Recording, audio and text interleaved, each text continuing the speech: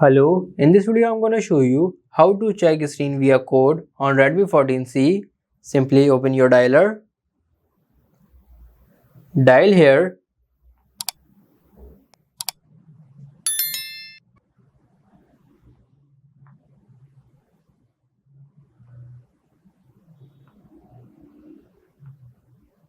as you can see here FQC test open. Here you can see touch panel self test or touch panel. So if you want to do self test, you can simply select the self test, or you have to do test by your own, you can select touch panel. So I am simply selecting touch panel. Now you can test your screen by simply doing like this.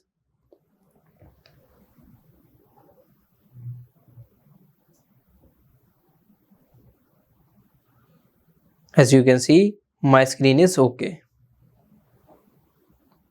Now if you tap on touch panel self test, it will automatically test your screen. As you can see, test is pass. It means my screen is okay. So this is how you can check your screen via code on Redmi 14c. If this video helps you, like this video and subscribe the channel for more information like this.